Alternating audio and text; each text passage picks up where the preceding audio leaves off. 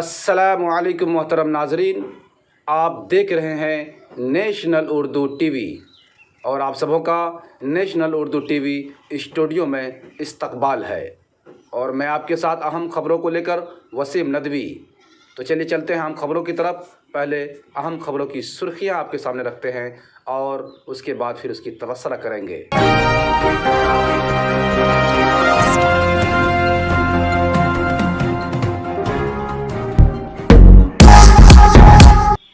खबरों को सुनने से पहले उनकी सुर्खियां सुनते हैं। एक बड़ी अहम खबर यह आ रही है कि वज़ीर आज़म नरेंद्र मोदी की वतन से अपील, 5 अप्रैल को 9 बजे 9 मिनट के लिए चिराग बुझाए जाएं। लॉकडाउन को तोड़ने के इल्ज़ाम में कोलकाता में 980 लोग गिरफ्तार। कोरोना वायरस की जिम्मेदारी निज़ामुद्दीन मरकज़ पर आयद करना ठीक नहीं।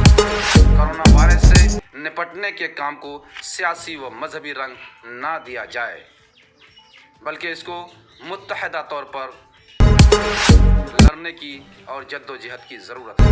तो आइए नाजरीन, PCI सिक्योरिटी ने कहा है कि कोरोना से निपटने के अक़दामात में तमाम जमातों को शामिल किया जाए। उलमा और जमातें इजलास तलब करने का उन्होंने मुतालबा किया। मज़ीद उन्होंने कहा कि दुनिया भर में कोरोना वायरस तबाही मचा रहा है। वायरस के लिए कोई मज़हब, इलाका, ज़बान और मुल्क की कोई कैद नहीं है। वायरस के खिलाफ जंग में हमें कामयाब होना है, इसके लिए वक्त कम है। उन्होंने वायरस के लिए किसी मज़हब को जिम्मेदार करार देने की मुखालिफत की। उन्होंने कहा कि बाज़ गोशों की जानिब से मुसलमान को निशाना बनाया जा रहा है। वज़ीर आज़म ने ऐलान किया था कि कोरोना वायरस से हिंदुस्तान को ख़तरा नहीं है। निज़ामुद्दीन मरकज़ पर कोरोना वायरस की जिम्मेदारी आयद करना ठीक नहीं है। मज़ीद उन्होंने ये भी कहा था कि वायरस बैरून ममालिक से आए हुए अफराद, अब सवाल ये होता है कि बैरून ममालिक से आए हुए अफराद की हुकूमत ने जांच पड़ताल सही ढंग से किया या नहीं। हुकूमत की बैरून ममालिक अफराद की जांच पड़ताल में लापरवाही के नतीजे में वायरस का फैलाव हुआ और हमें ये दिन देखने को मिला। हम ज़रा इस पर गौर करें। ये मुल्क हमारा है और हम सब इसके नागरिक हैं।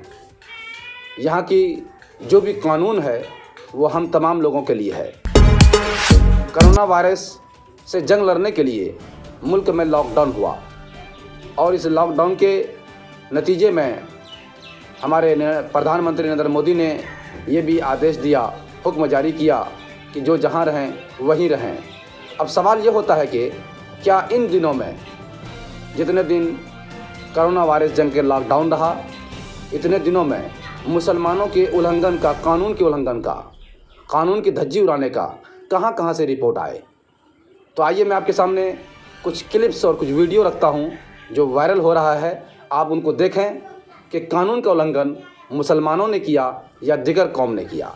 आइए मैं आपके सामने वो वीडियो रखता हूँ। की स्थिति है, लेकिन इन सब के बीच लोक आस्था का महान पर्व छठ इन सबों पर भारी पड़ा। बड़ी संख्या में छठव्रती घरों से निकलकर घाट पहुंचकर गामी सूर्य देवता को 4 दिनों तक चलने वाली लोक आस्था का यह पर्व साल में 2 बार मनाया जाता है। इस बार देश ऐसी विपत्ति और आपदा की घड़ी से गुजर रहा है। ऐसे में लॉकडाउन और तमाम बंदिशों के बीच छठव्रती घर से निकलकर भगवान भास्कर की पूजा अर्चना की। कटिहार में भी सैकड़ों महिलाओं के द्वारा आज छठ पूजा की गई, जहां सभी लोगों ने पहला अर्घ भगवान भास्कर।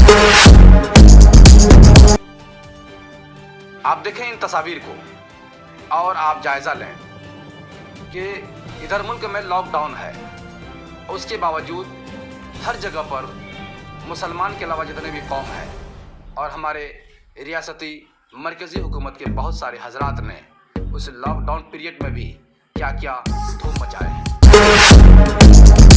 तो मोहतरम नाजरीन, जैसा कि हमने कहा कि लॉकडाउन के बाद कितने लोगों ने इस मुल्क में और किस किस किस्म से धूम मचाया है। आप वहाँ पर कोई भी इंसान ये नहीं कहता है कि इन्होंने मुल्क का कानून का उल्लंघन किया।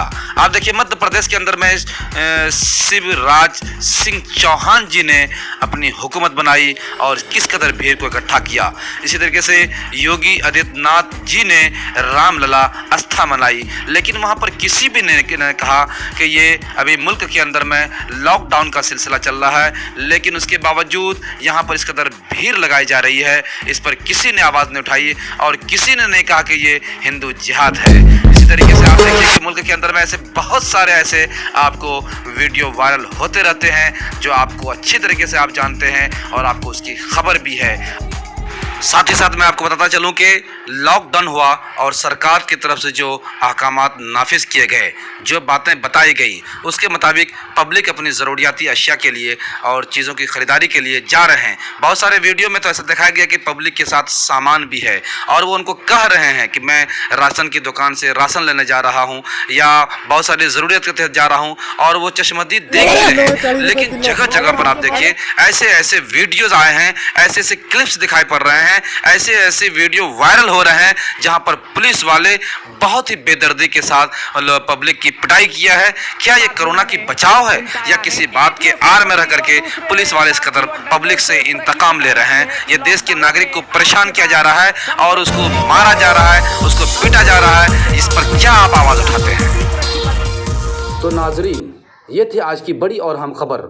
अगर हमारा ये वीडियो आपको पसंद आ जाए तो आप ज़रूर लाइक करें और शेयर भी करें और साथ ही साथ हमारे चैनल को ज़रूर सब्सक्राइब करें। जैसा कि मैं आपसे बारहा इस बात का रिक्वेस्ट करता हूं, दरख्वास्त करता हूं कि आप हमारे चैनल को सब्सक्राइब करें और अपने दोस्तों ग्रुपों में भी शेयर करें ताकि मुझे खिदमत का मौका मिले और हमें उस मकाम तक आप पहुंचाएं ताकि मैं आपके सामने हर हालात के मुताबिक सही और सच्चाई के साथ मैं आप तक रिपोर्ट कर सकूं, ख़बर को पहुंचा सकूं। शुक्रिया। वसीम नदवी।